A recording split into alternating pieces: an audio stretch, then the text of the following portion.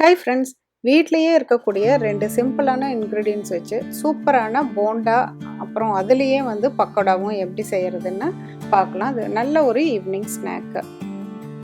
இந்த பக்கோடா போண்டா செய்கிறதுக்கு 1 கப் அவல் எடுத்துக்கோங்க.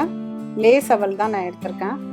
1 கப் சாதம், லெஃப்ட் ஓவர் ரைஸ் இல்லாட்டி நீங்கள் மிச்சமான ரைஸாக இருந்தாலும் சரி, ஃப்ரெஷ்ஷாக வடித்ததாக இருந்தாலும் சரி எடுத்துட்டு, மஞ்சத்தூள், மிளகாத்தூள், சீரகத்தூள், கொஞ்சம் உப்பு எல்லாத்தையும் இதோட சேர்த்து அரைச்சிக்கோங்க. நல்லா நைஸாக எல்லாமே மிக்ஸ் ஆகிற அளவுக்கு அரைச்சிருங்க. அவல் இருக்கிறனால லைட்டாக அந்த பருபருப்பு இருந்துட்டு தான் இருக்கும். இது கூட நல்ல பொடியாக நறுக்கின ஒரு வெங்காயம், பொடியாக நறுக்கின பச்சை மிளகாய், கருவேப்பிலை, கொத்தமல்லி பொடியாக அரிஞ்சது, கொஞ்சம் இஞ்சி, இது எல்லாத்தையும் போட்டு நல்லா மிக்ஸ் பண்ணுங்க. இது ஃபஸ்ட்டு மிக்ஸ் பண்ணுறப்ப பார்த்தீங்கன்னா ஒன்றோட ஒன்று ஒட்டாத மாதிரி இருக்கும். ஏன்னா அவளுக்கு கொஞ்சம் தண்ணி வேணும், கொஞ்சம் தண்ணி அதிகமாக உறிஞ்சோம். ஸோ ஒரு அரை டம்ளர் கிட்ட வரைக்கும் தண்ணி கொஞ்சம் கொஞ்சமாக ஊற்றி எவ்வளோ தேவையோ பருப்பு வடை அளவுக்கு பதத்துக்கு நீங்கள் தண்ணி ஊற்றி மிக்ஸ் பண்ணிக்கிங்க. பாருங்கள், இந்த அளவுக்கு இருந்தால் போதும். இப்போ எண்ணெயை கொஞ்சமாக காய வச்சு கிள்ளி அப்படியே உதுத்தி விட்ட அளவுக்கு வேண்டாம், அப்படி கிள்ளி விட்ட மாதிரி போடுங்க. இப்போ இது ரொம்ப எண்ணெய் உறிஞ்சாது, அளவு கம்மியாக இருக்கிறனால நான் கொஞ்சம் கம்மியாக தான் எண்ணெய் விட்டுருக்கேன்.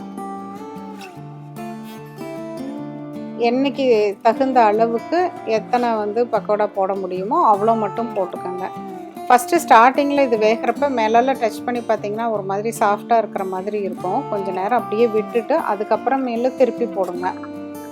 திருப்பி போட்டிங்கன்னா 2 பக்கமும் வெந்துடும். இது ரொம்ப நேரம் வேகிறதுக்கு விடணும்னு அவசியம் இல்லை. ஓரளவுக்கு வெங்காய பக்கோடா அதெல்லாம் செய்கிறத விட இது சீக்கிரமே வெந்துடும். நல்லா அந்த கலர்லாம் சேஞ்ச் ஆகி கோல்டன் ப்ரௌன் கலரில் வந்தோன்னே எடுத்துருங்க. இது இந்த மாதிரி மொறுன்னு பக்கோடா வேணுங்கிறவங்க பக்கோடாவாக போட்டுக்கலாம். இல்லை போண்டா மாதிரி வேணும் அப்படின்னு நினச்சிங்கன்னா இதை நல்லா போண்டாவாக உருட்டி போண்டாவாகவும் செஞ்சுக்கலாம். பாருங்கள், சூப்பரான பக்கோடா ஃபஸ்ட்டு ரெடி ஆயிடுச்சு. அதுக்கப்புறம் இந்த மாதிரி உருண்டை பிடிச்சி வச்சுட்டு எண்ணெயில் போட்டுருங்க. இந்த போண்டாவும் பார்த்திங்கன்னா சீக்கிரமே வெந்துடும். இப்போ உள்ளே வேகிறதுக்கெல்லாம் ஒன்றும் இல்லை.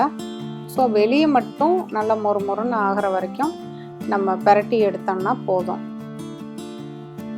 பாருங்கள், எண்ணெயும் ரொம்ப உரியாது, சீக்கிரமே வெந்துடும்.